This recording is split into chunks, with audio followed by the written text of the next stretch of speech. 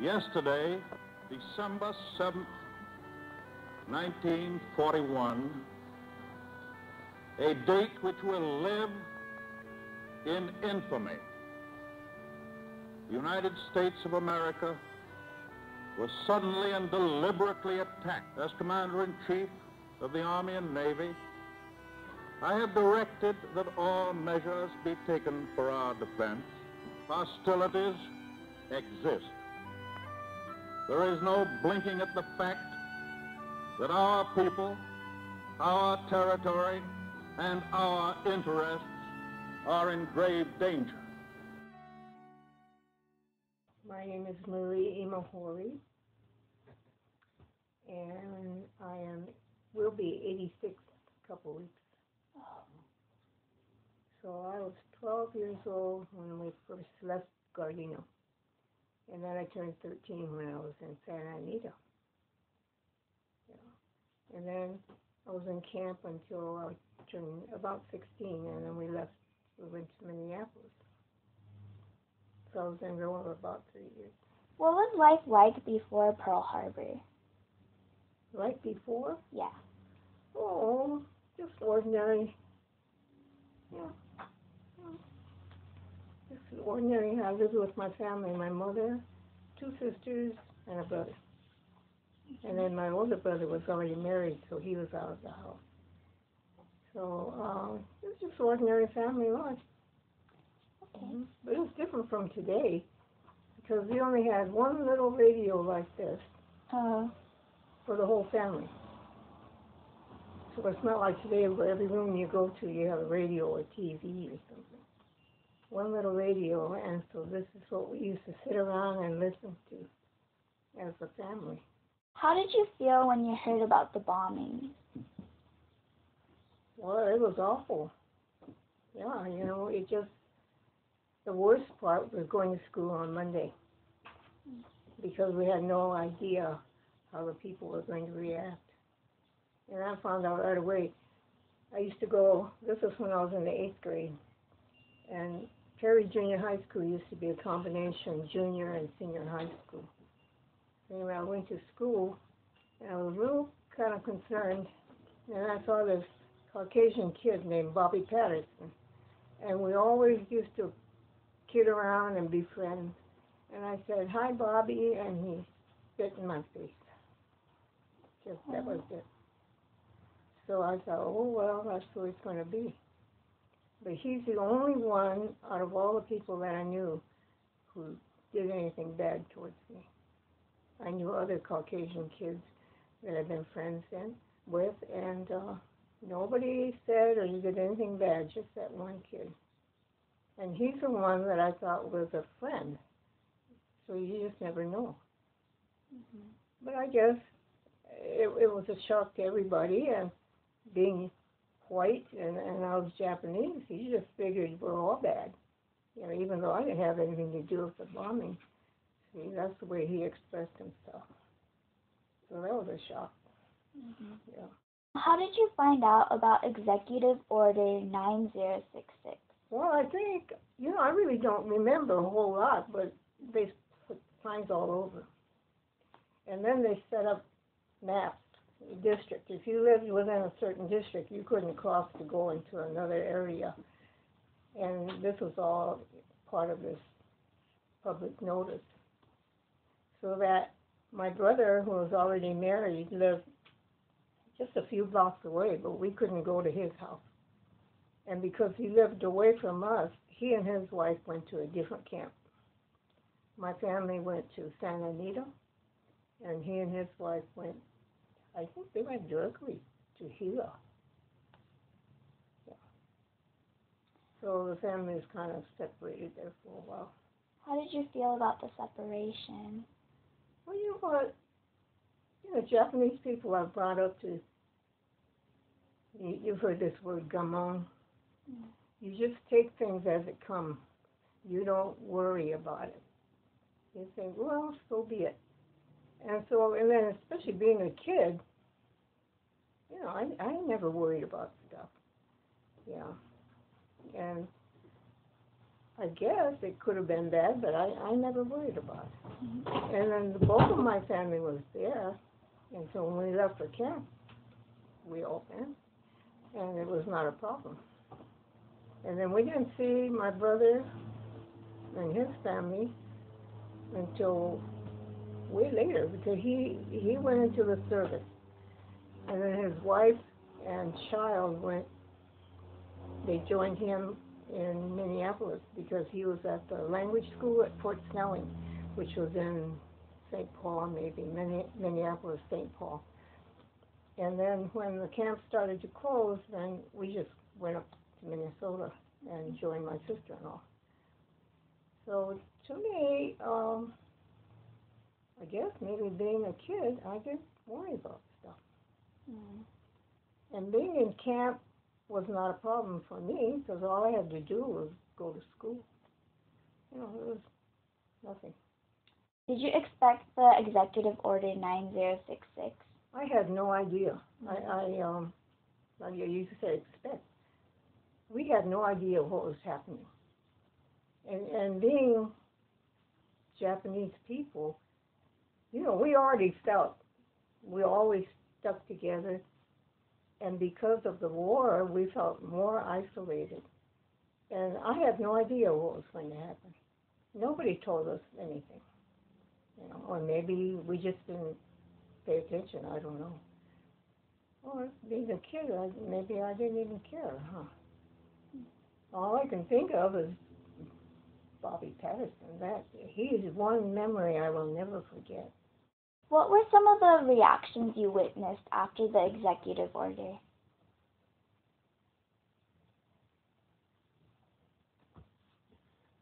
I don't think, you know, even as a family, I don't think we even talked about it. Or maybe my mother and maybe my older sisters did, but I don't remember any. You know, because, I was just a kid. So it's not like they called us in for a meeting or anything like that. So maybe, you know, I have no idea what my mother went through.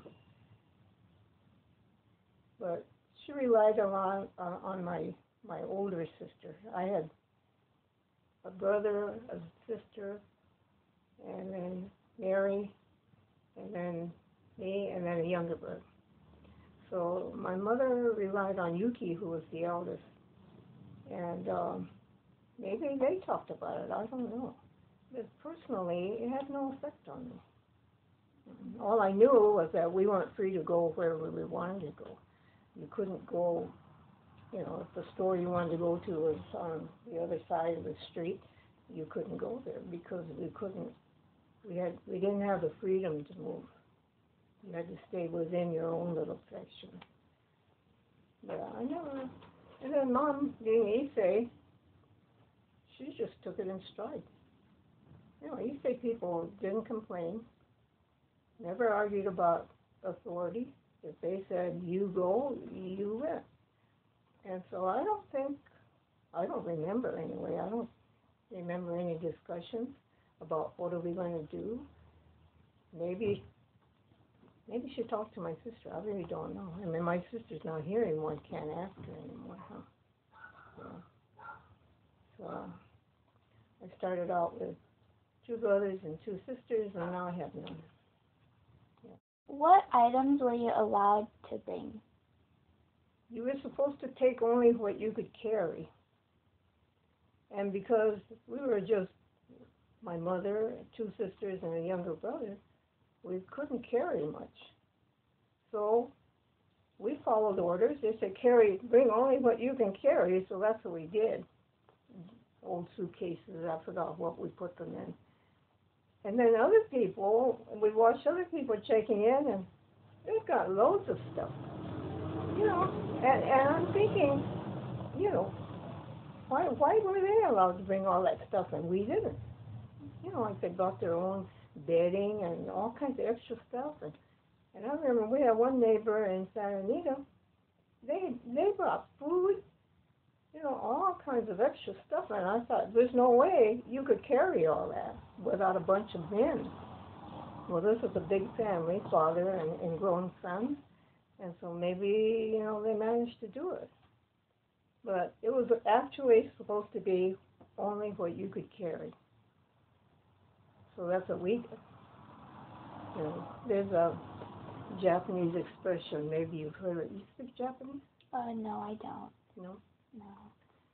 Bakashojoki. That means you're honest to a point of fault. You don't question, you just go ahead and do whatever somebody tells you. And I think maybe a lot of people are like that. Because there are other people just like us, just take what you can carry. So, I think that's like, there are always people who know how to go around and make things work out to their own benefit. And we didn't, maybe we were naive, I don't know. Yeah. So that's what we did, and so clothes, just mainly clothes, personal things. Mm-hmm. How much time were you given to prepare? Not very long, maybe 2-3 weeks, something like that. Yeah. So the house was a mess. We didn't have time to sell anything, and people who sold didn't get very much for what they sold, because the white people who were left knew they had no choice. So they get a whole truckload of stuff and said, we'll give you $5 for this. And what are you going to do? So you just took the $5. But we didn't have time. We didn't know how to even go about selling anything. So we just left everything. Well, to begin with, we didn't have that much anyway, just bare necessities. And then the landlord is an older man, very kind. He said, don't worry about everything, I'll take care of it. And then when we were in Santa Anita, he would write us a letter, and he would enclose $5. I sold something for $5. I sold something for $10. And these are things that probably, I don't know, because I didn't pay attention at the time, probably cost a lot more. But he sold what he could, and he sent that money to. Yeah, Mr. Grove, very nice old man. Yeah. So when we came back from camp, he was still alive, very old. I don't remember how old he was, but very elderly. But he was so happy to see us. And this man had been very kind to us. So not all white people are bad. He was a Caucasian man. He owned a lot of homes right near the Buddhist church where we lived. And he did that for us. So, yeah. So I have good thoughts about Mr. Grove. Yeah. How did you feel knowing that you were leaving your neighborhood? Well, again, I don't remember. I think I felt sad because I had boxes of paper dolls, at that time. Paper dolls were, what was the one thing I played with? I'd make dresses for them and all this. I had boxes of it, and there's no way we could take any of it. So I had to leave it. And that's probably the only time I felt bad was having to leave my paper dolls. And it didn't matter. It's not important, but to me they were important because that's all I had. The paper dolls and Shirley Temple doll about that tall. That's all I owned. And I didn't take it. I left it. So what are you going to do? How was the treatment on your way to camp? They were pretty good. It was just a little strange to look up and see a soldier with a rifle guarding you on this train.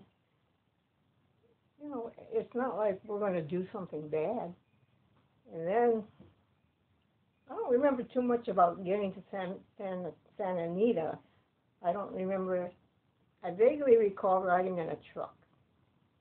But whether that was from my house to the assembly area, I don't remember. I don't even know how we got there. I can't remember all that. Somebody must have driven us, because we all had our luggage, but I don't know how we got there. And then from that point to Santa Anita, they must have ridden buses, but I can't remember that. This was a long, long time ago. And I can't remember that. But I remember the train ride from Santa Anita to Arkansas, because we had to keep the shades down, couldn't look out. And if you kind of peeked, somebody would come and tell you to put the shades down.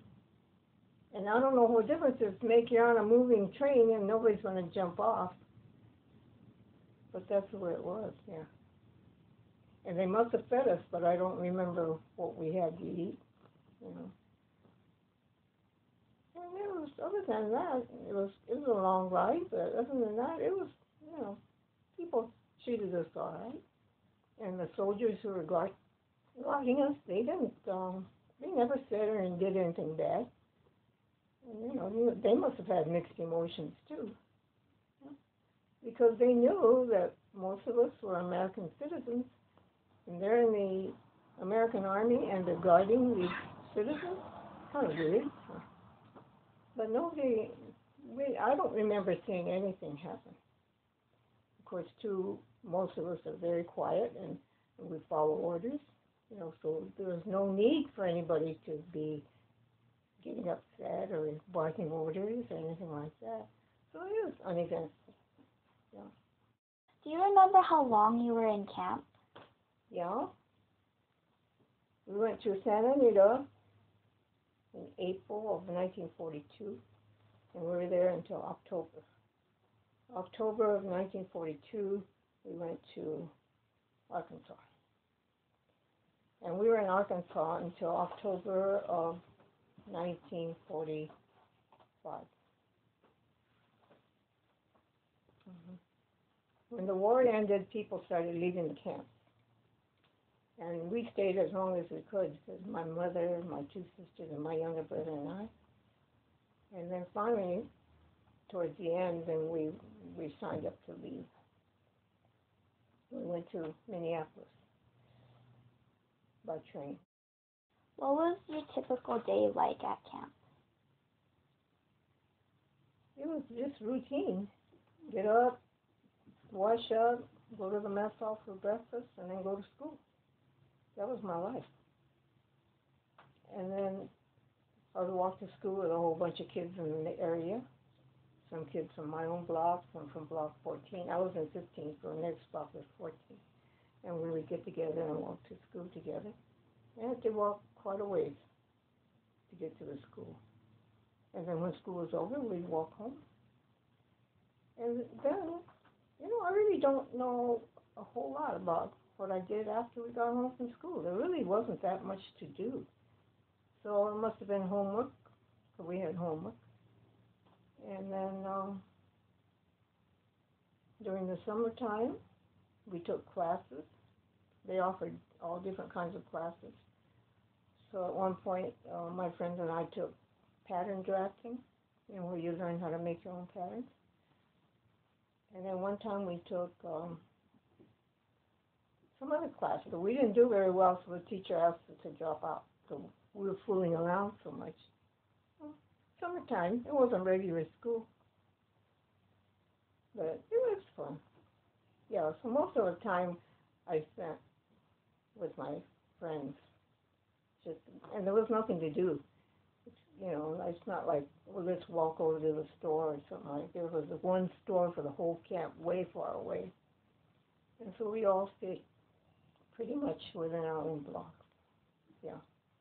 So most of my friends were in my own neighborhood, within my own block, or within a couple blocks away. How was the education like at school? Oh, well, probably not the best. Because at first everything was disorganized. They had local teachers come in, Arkansas Haukajins, you know, the Caucasians. I have never seen such a big people in my whole life. Tall and broad. The women were like, you know, indescribable.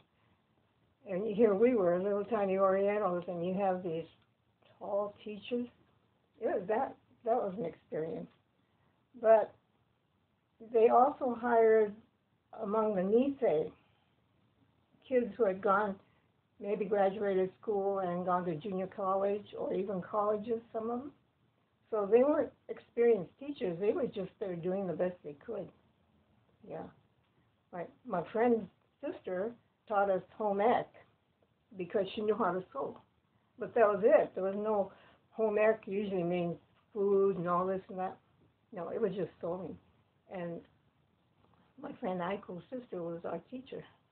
Yeah, so that was a little strange. You know, your sister is my teacher. And she really didn't know any more than I did because I've been sewing ever since I was a kid. And I'm thinking, oh, she's our teacher. Well, what are you going to do? They just did the best they could. Yeah. And then later, they brought in more, I think, experienced teachers, or maybe retired teachers. Because I had one math algebra teacher. He was really old, you know. And it was kind of funny, but I think the administration did the best they could. And maybe a lot of people didn't want to come into the camp to teach. I don't know. And so you just did the best you could. And I'm sure that's what they did too. Yeah. How long were you expecting to stay in the camp? I had no idea. I don't think we ever, at least I don't remember ever talking about that. You know, we just lived life day to day until finally people started leaving. And then we kind of wondered what was going to happen. And then my sister-in-law, because my brother went overseas, my sister-in-law came to Lower to join us with her little baby. And then she said, when Harry comes back, we're going to go to Minneapolis. And so she said, maybe later you could join us there. And so that's what we did. Yeah. And Minneapolis was such a nice place. I liked it. Did you make any new friends? In camp? Yes. Oh, yeah. Yeah. I ran into a few people that I knew from grammar school here. But most of them are all new friends. But this is 1942. Do you know that some of us still get together every year? You know, we've been friends all these years. Yeah. So every spring, I send out invitations, and now it's about 10 of us. One lady passed away. One lady was too sick to come. Because we're all 86 years old. And so the ones who come, most of them are using a cane or a walker, but we're still getting together once a year. And the strange part of that is that when we get together, we don't talk about camp. It's about, oh, what are your grandkids doing? Or, you know, what are you doing now? And we talk about the classes we're taking, or like me, I don't take classes. It's strange. It was camp that brought us together, but we never talk about it. Never. So how do you explain that? It's almost as if the whole camp experience was not a good experience. And so we don't want to remember it. Otherwise, we would talk about it, wouldn't we? Yeah? You think about it. How did you feel when you were released from the camp?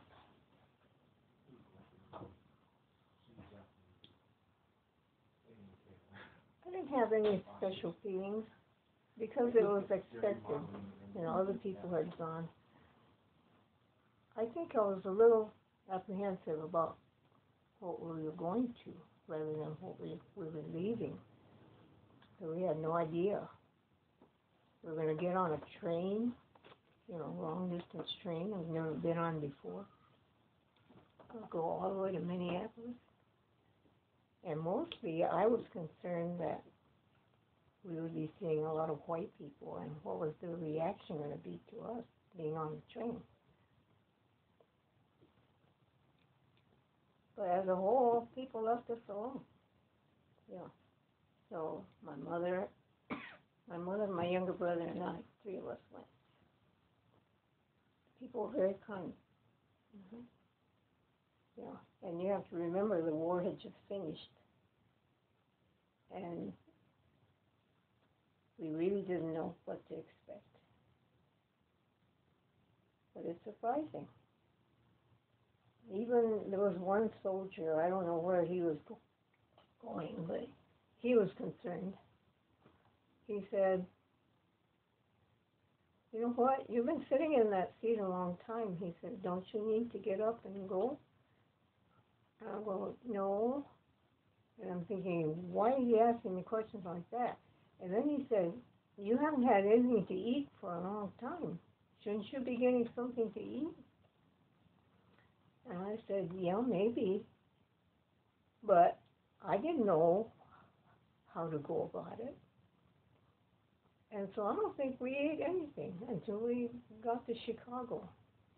And then we looked up a friend who was already in Chicago. And they took us in for one night. And then we went on to Minneapolis. But I think a lot of it, well, we just worried about how people were going to react to us. That was our primary concern. And it turned out it was nothing. People are very kind. Mm-hmm. So it's sometimes you imagine a whole lot of stuff and it doesn't happen. Maybe that was it. Or maybe I felt the pressure because my mother didn't speak much English. And my younger brother, the two of them were depending on me. And who was I? I didn't know anything. So it was okay.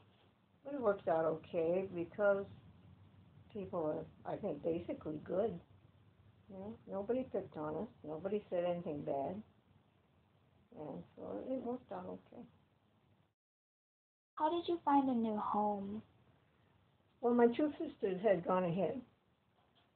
And because of the war ending and all that, there was not much choice when it came to apartments. And so one lady had taken, she had a big fancy house, and she had split it up into little apartments.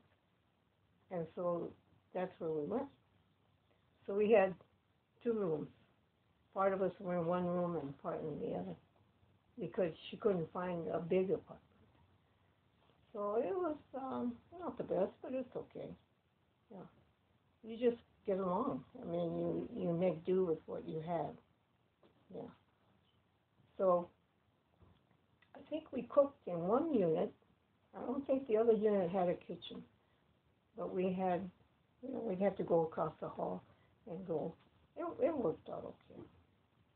And then from that place, I went to school for a year in Minneapolis.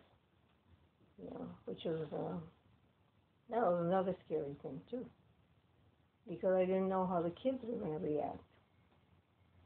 But it worked out okay. Mm-hmm. Yeah. So I think all in all, we were very fortunate. Nothing bad ever happened to us, except for Bobby Patterson. Yeah, I'll never forget him. Yeah. It was quite an experience. Looking back at your experiences now, what are your thoughts? You mean, do I ever think about the olden days? Yeah. No, I don't. It's all in the past. Mm. And it's like I told you already with my friends. We call it roller reunion, but we don't talk about roller. So maybe somebody who is a lot smarter than I can figure that one out. You reuniting because you're all in the same camp, but you get together and you don't talk about the camp. Does that make sense to you? No, it doesn't, huh? Never once did we say, do you remember so-and-so, the teacher and such? Nobody ever says that. So it's strange. We're more interested in our lives now. And we've all lived a long time. But that sometimes worries me. I think, why is it that we get together and I send out the invitations, I make the reservations and I do this and I do that. And I think, why am I doing this? We get together and we don't even talk about camp. We just talk about what's happening now. Your kids, your grandchildren, what's happening. So it's a mystery to me. Yeah. So it was an experience, and I think maybe people don't even want to think about it. I don't know. Have you talked to anybody else about this? No. No, you haven't. It'd be interesting to see their reaction. Yeah. I would ask my sisters, only they're all gone now. I can't even ask them. And like I said, even if somebody was in camp, you don't sit there and talk about camp. I don't understand that. Unless it's just that that was a long time ago and it wasn't the happiest of times. So nobody thinks about it. Maybe that's it. I don't know. It takes somebody smarter than I am to figure that one out. But the main thing is that we all survived and we all came back. Yeah. Coming back was a little rough.